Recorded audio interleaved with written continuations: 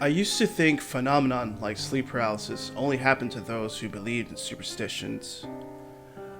It was almost laughable to hear the stories from so-called victims claiming to wake up in the middle of the night, horrified to discover they could not move, that they're totally paralyzed. And in the darkness, they witness a shadow person or demon standing in the corner of the bedroom, red eyes glaring maliciously at them, slowly approaching their bed, clawed hands reaching towards the victim's neck. If only I knew. My first experience with sleep paralysis was during one weekend my friend Freddie spent the night at my house. After a long Saturday afternoon of playing video games and binge watching scary movies, we decided 1 a.m. was a good time to call it a night.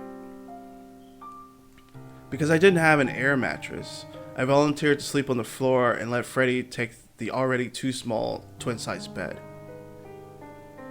After tossing and turning in the darkness, I finally found a comfortable position to sleep. But something caused me to wake up soon after. Not a sound or action, just a feeling. A heavy energy washed over the room, unfamiliar and all-encompassing.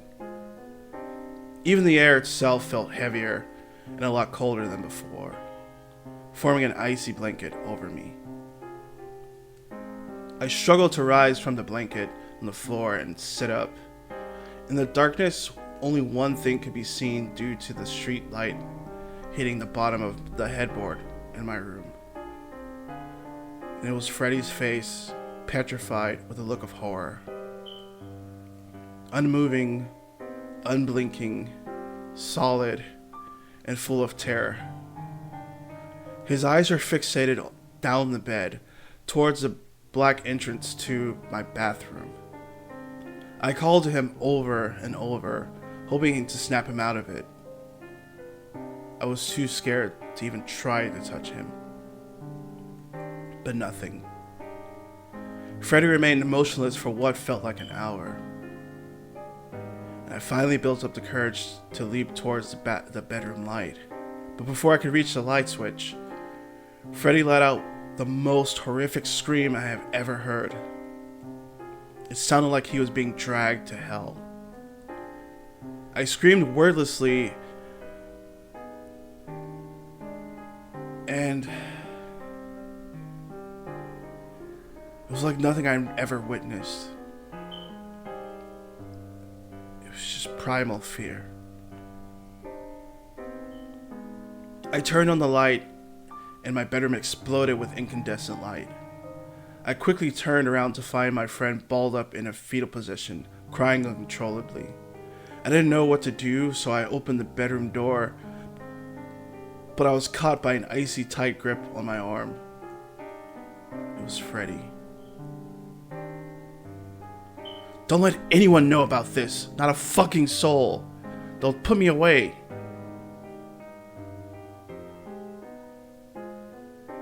I reluctantly agreed. At that very moment, my father burst into the room, holding a baseball bat, demanding to know what the hell happened, afraid of a possible home invasion. I told him Freddie felt something crawling on him, and it turned out to be a large spider. My father laughed at us and told us to keep it down. After my father left, I noticed something else. There was blood on my white bed sheets. Freddie was bleeding from a small puncture wound on his thigh. He immediately explained that the thing did it. It leaped on him and started to drink his blood. He said it always does. "What thing? I didn't see anything," I asked. I was so confused about what transpired over that night. Freddie took a moment, then replied, "The shadow demon. It's a shadow demon. I've been seeing it since last year. It always comes at night.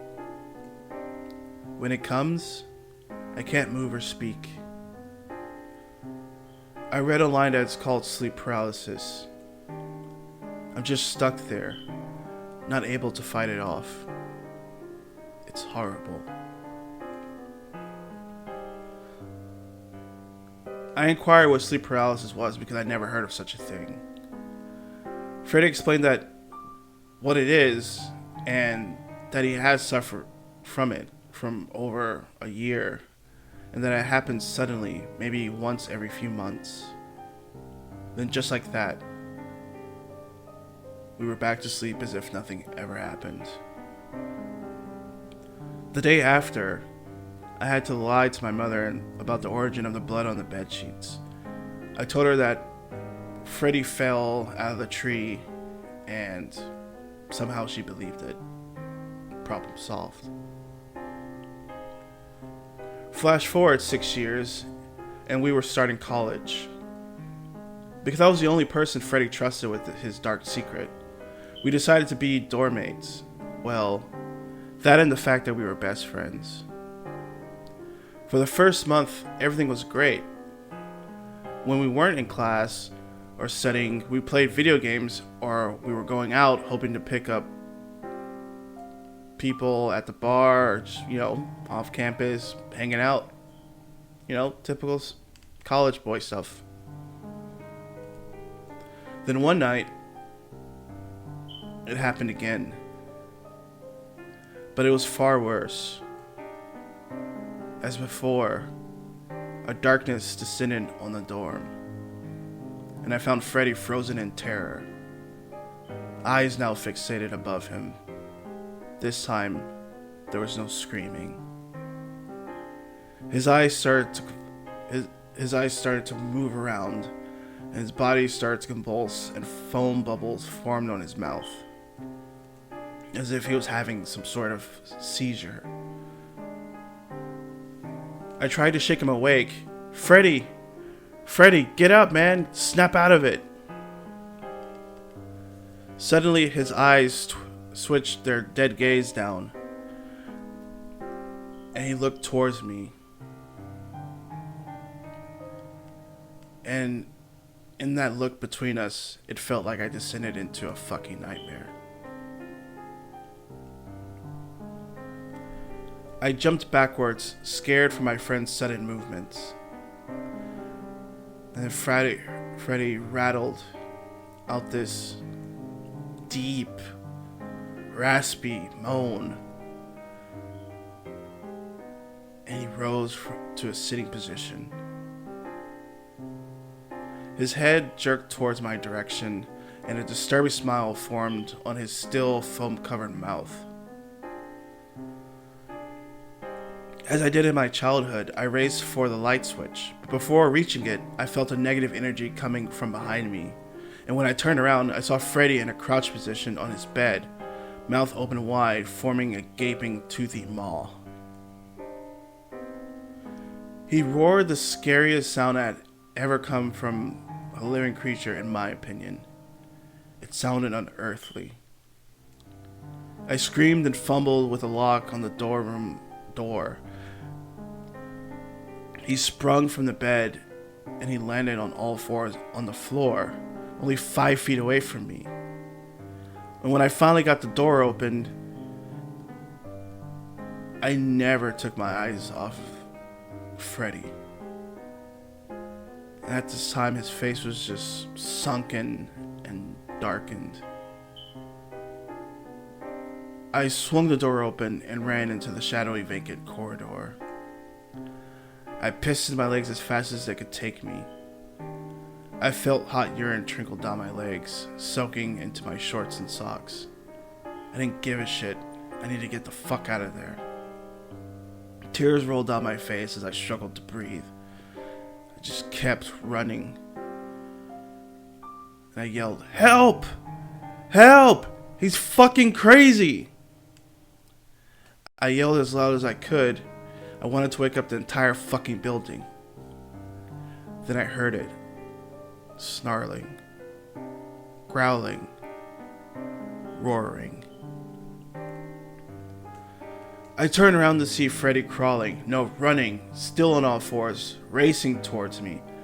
He looked like he wanted to fucking kill me.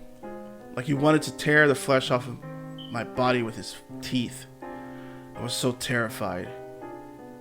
But at the same time, I was tired of running. I just knew what I had to do.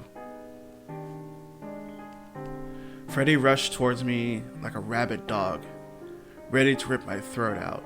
And at the same time, I turned around and tensed my body and focused all of my thoughts and energy into my right leg. When Freddy closed within 5 feet of me, I kicked forward at full strength, and the heel of my right foot connected with his face with a sickening crunch. It all happened so fast, yet in slow motion. Freddy fell backwards, eyes open, blood bubbling from his nostrils, and his body just twitching on the floor. 2 women rushed to help Freddy. One called 911. Someone approached me asking what the hell happened, and I didn't answer them. I was frozen, unable to say or do anything. I was too horrified by what happened that night. Freddy was taken away in an ambulance, and I was taken to the police station to get my statement. The officers told me that my actions were considered to be done in self-defense and I wouldn't be charged with anything. Going back to the dorm was very uncomfortable, but I had to. There were bedsheets covered in blood and urine piled on the floor. There was a hole in the wall next to the door, made most likely by Freddy before coming after me. Did he leap at me and barely miss me? Did Freddy really want to kill me that night? I was instructed to move to another dorm with a student who needed a second. At first, I was a bit difficult to be around, to be honest. But after a few days, I think I opened up a little bit more, and the 2 of us became pretty good friends. Hell, we were soon going out doing all the things I used to do with Freddy. And it made me think about Freddy and how he was doing. I called Freddy's mother to find out what happened to him. She hesitated to tell me anything. Who could blame her? I could only imagine how terrible and embarrassing all of this must be for her. Finally, she told me Freddy was placed in a psychiatric facility under heavy sedation. She started to cry, blaming herself for Freddy's problem. Then she blamed God. And before I could reply, she hung up on me. She never answered any of my calls after that. I had to see Freddy. It was awkward to go to the facility. It wasn't quite like going to the hospital to check on an injured or sick friend. My friend was in there, confined there, for trying to kill me, for trying to eat me like some fucked up zombie. And for some reason I felt compelled to check on Freddy, as if it were my duty, when his own family had abandoned him there. Maybe it was because I felt guilty. When a receptionist had an orderly and a nurse escort me to the Freddy's room, I felt myself walking through a corridor of mental patients. Some quiet, but a few were speaking to themselves or others. But one in particular, a young woman with thin blonde hair, stared into my eyes, almost burning through them with her gaze. She smiled a crooked grin and said out loud, "You're next." This echoed in my mind and throughout the hallways leading to Freddy's room. When we finally reached his room, the orderly opens the door and allows the nurse inside, but I'm met with an open palm on the shoulder. "Not yet," is all the orderly says. Then I see why I was stopped. The nurse, now holding a syringe and vial, fills the syringe and injects the contents into an IV line connected to Freddy's hand. He was secured to his bed with leather restraints, unmoving, eyes wide open, staring towards the ceiling. After the nurse disposes of the syringe in a large red biohazard bag, she nods to the orderly and he allows me inside. I was immediately hit with an unbearable stench of human waste and musty, unwashed clothing. Freddy was dressed in an all-white patient scrubs-like outfit, but from the deep brown and yellow stains on his pants, it was clear that he had soiled himself. It was so scary to see him like that, when only 2 months ago, he and I were playing video games in our dorm room and trying to get dates at bars. The nurse signaled to the orderly to come inside, and he quickly began to strip Freddy naked. He gave him a sponge bath, and then placed new clothing on him before placing the restraints back on him. The nurse apologized to me for me having to see Freddy in such a horrible way, but they could not do this until the daytime because the last nurse was bitten by Freddy when she tried to disrobe him in the evening. She had to get plastic surgery to fix her missing cheek and lip, both eaten by Freddy. My skin crawled thinking about how awful that must have been to experience. Then I thought back to those nights when I witnessed that whatever the hell happened. That could have been me. That could have happened to me. He wanted to do worse to me. Freddy would have killed me that night if I hadn't stopped him. But was it actually Freddy? Was he the one in control?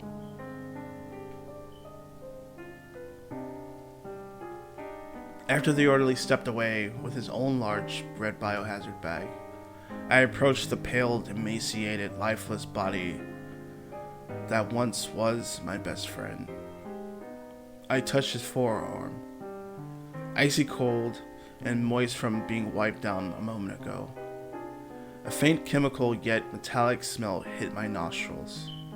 Specks of dry blood bordering the healed wounds on his neck and exposed collar. His eyes were bloodshot red, his lips were grayed as if he were severely dehydrated. Before I could bring this up, the orderly reappeared with what looked like a large drink pouch and a long straw. He placed the straw into Freddy's mouth and he drank liberally until nodding to have the straw removed. I didn't know what to say. What is there to say in a situation like that? I just stood there, paralyzed, unable to say anything, just staring down at what had become of someone I once knew, or someone I thought I actually knew. This stranger didn't look like my friend, but there was no one else it could be. I just didn't want to believe that this was Freddy. Suddenly, his dry lips trembled and formed my name. I said it was me and I was there. He proceeded to say that he wanted to leave. He said the creatures visit him at night and suck his blood. Even now, in his heavily sedated condition, he still saw the demon that has haunted him all these years. Freddy goes on to explain that he feels helpless when he goes into sleep paralysis, and how the night he attacked me, it felt as if he were watching himself outside of his body. He described it as some fucked up nightmare movie taking place with him as the only member of the audience. As tears formed in Freddy's eyes, I took a moment to take this all in. At this point, I didn't know what to believe anymore. Do I believe the rational thoughts? Or do I believe what my friend is saying? Do I think logically and believe that Freddy is a psycho? Or do I believe my gut and believe that there's something attacking Freddy and has been attacking him all these years? I chose to believe the former. I couldn't rely on my emotions to dictate what is real or imaginary. I thought my friendship with Freddy was clouding my judgment, so I forced myself to adopt rationality. I told Freddy it was all in his head, that there was never anything attacking him in any of his episodes, and that I never saw anything. I claimed that his scars and bleeding were most likely a result of self-harm during his sleep. I'm no psychoanalyst, but that felt like the best explanation for Freddy's symptoms and actions. Freddy laughed hoarsely, allowing those tears to roll down his face and wet the flat pillow under his bed.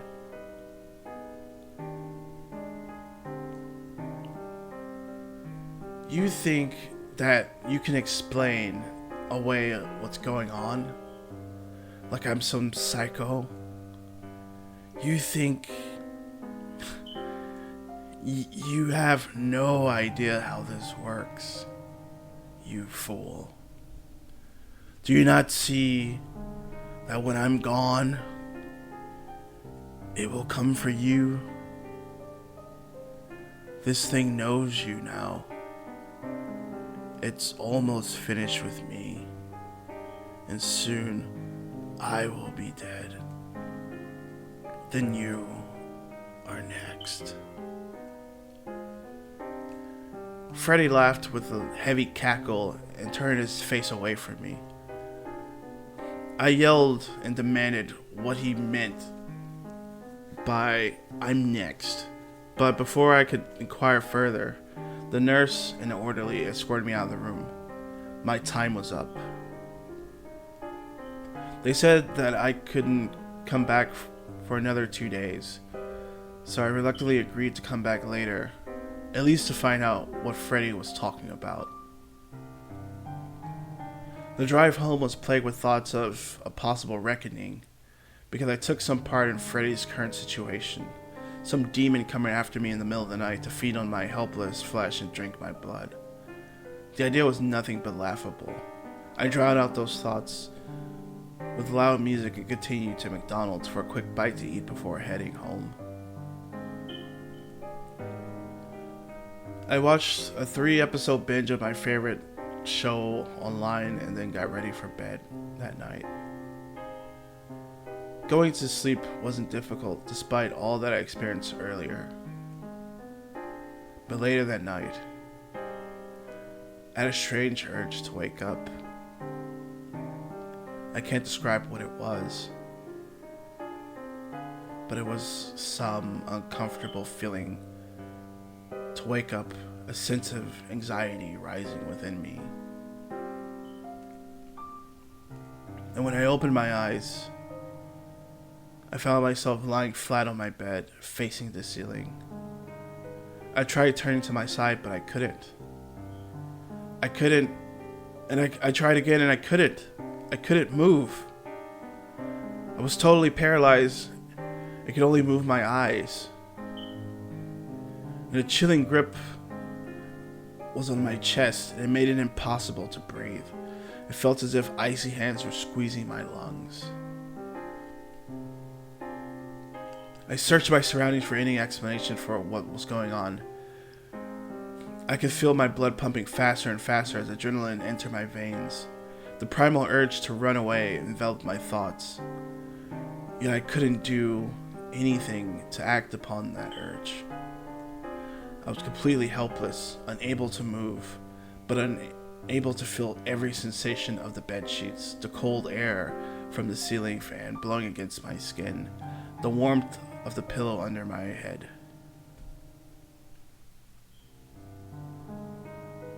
Then I looked up. Hanging from the ceiling fan was the body. It was my best friend. It was Freddy.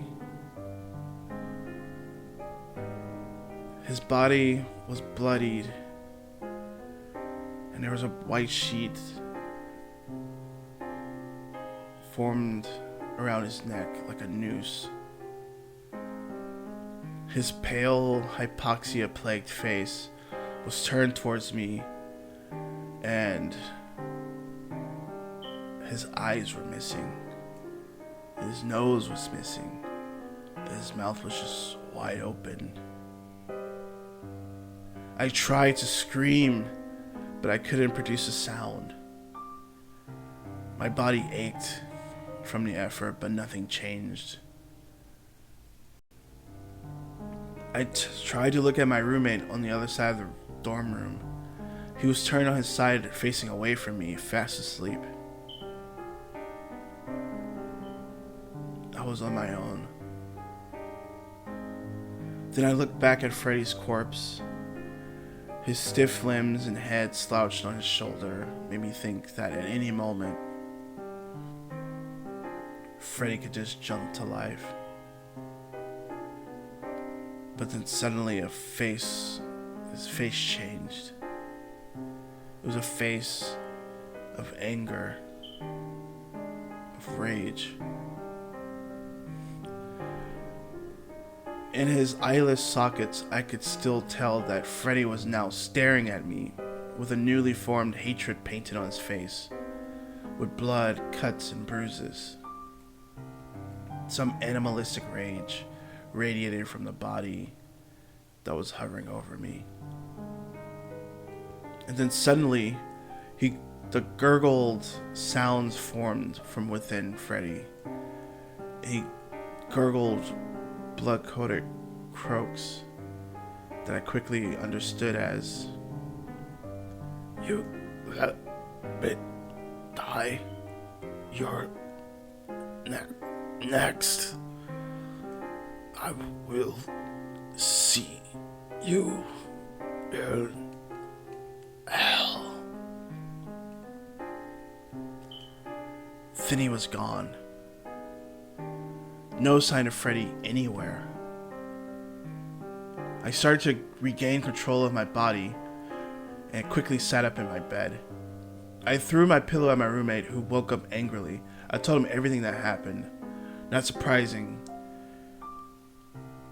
he thought I was joking around or had a nightmare. Then he just went back to sleep as if nothing happened, just like I used to do. A nightmare. That was no fucking nightmare. I saw my friend, my dead best friend, hanging from a fucking ceiling fan. And he spoke to me. He blamed me for his death. Freddy said it was all my fault. My fault? How could it be my fault? It's not like I brought this upon him. It's not my fault he was possessed by whatever the hell it was. That demon, that monster, the thing that tortured Freddy is not my fault.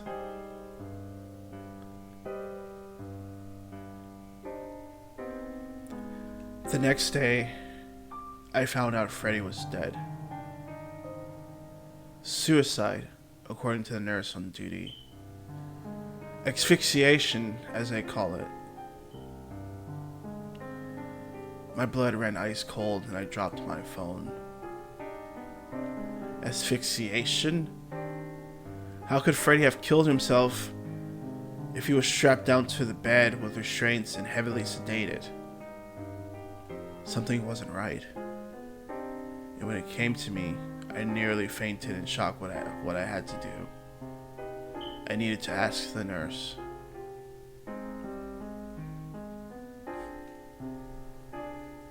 I picked up the phone and pressed it to my ear once again. My body quaked in terror. I managed to stutter out the question. Did he leave a letter?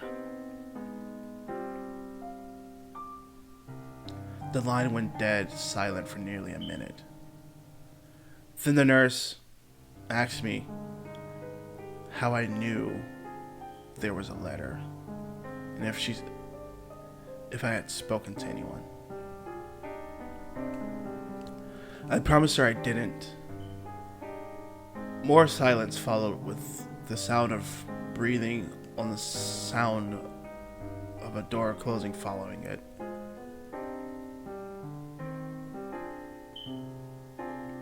Then the nurse tells me to never tell anyone what she's about to tell me, or she could lose her job.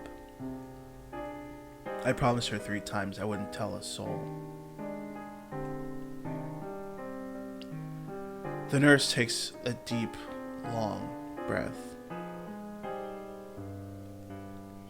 She says there was a letter, or rather a message written, scratched into Freddy's chest. Something like a knife or a claw had to be used to make it, yet there were no items in the room to do it. There were only 2 sentences. He is in hell. You are next. Tears welled up in my eyes, and I fell to the floor. I threw my phone across the room and against the wall. I screamed, I pulled my hair, I pinched myself. This couldn't be real. I just couldn't believe this is real. What am I next? What is this? What does it want from me? This all took place this morning. I'm so afraid to sleep tonight. Afraid of what might happen to me. It is now 2 a.m. and I'm here all alone in my dorm. I don't want to sleep, but I feel so tired. So tired. What do I do?